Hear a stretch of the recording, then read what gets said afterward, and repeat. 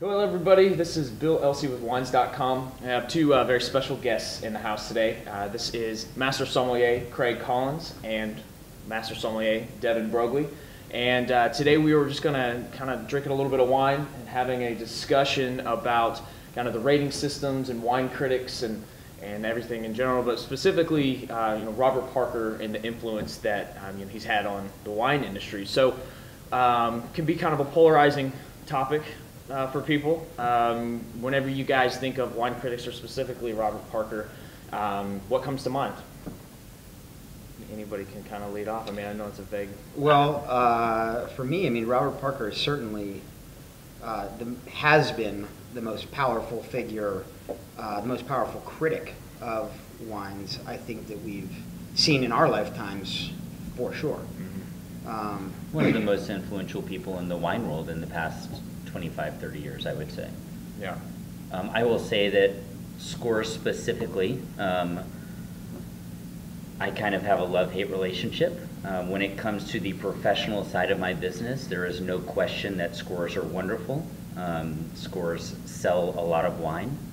Working on the distributor side and working on the supplier side, it's definitely, I'm excited when one of my wines receives a rating. Right. I also feel that scores are great for a lot of consumers because we're fortunate around this table. We drink 150, 200 wines a week. We have the opportunity, we are afforded the opportunity because of our professions to taste wines on a regular basis. And so when we go to purchase a wine, we are walking into it with an educated base. Unfortunately, the average consumer is not afforded those opportunities, so scores provide a guideline for them. I think that an individual like Robert Parker has a very specific style that he rates. I think it's important for a consumer to understand the reviews that they are reading and understand the style or the palate that reviewer has to understand whether they appreciate that wine or not. Personally, I don't like scores. I love them professionally. Mm-hmm. Personally, as I mentioned, I'm afforded the opportunity to taste enough wines that I can make a decision on my own. Well, and a score is just a crib sheet or a cheat sheet, essentially, for the average consumer, right? Like, as a retailer, it just makes life easier because folks can come in, they see a score on a bottle of wine, and they say, oh, they equate good score, good wine. They even try to make the direct correlation from and draw a correct ratio, the exact ratio of price of bottle to score that the wine has. But let's think about anything else that one would go and buy in a grocery store or in a retail outlet at all, or really anything that anyone would ever buy, like any consumable. Is there any other consumable that we rate on a 100-point scale like that?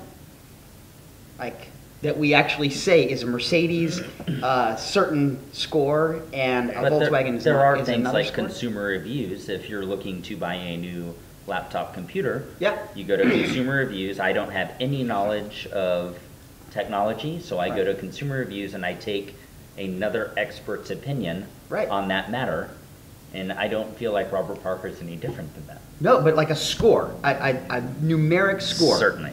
Like 90, 95, 93, 88, right? 75, right? Like, at least from a retailer's perspective, like if we did that with apples, yeah, right? And one person was allowed to make the case for, like, I don't like Macintosh apples, or I don't like Golden Delicious apples, There's too much I'm acid going to call that an 80.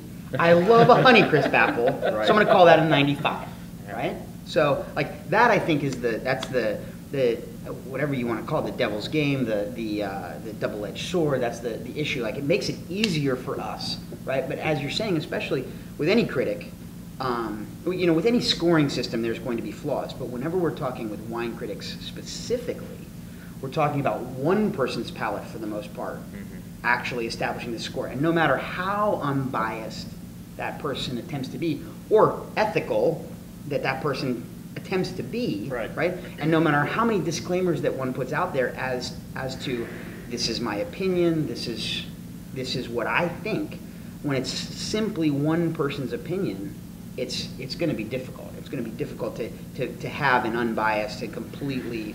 I mean, it cannot. By its nature, it can't be objective.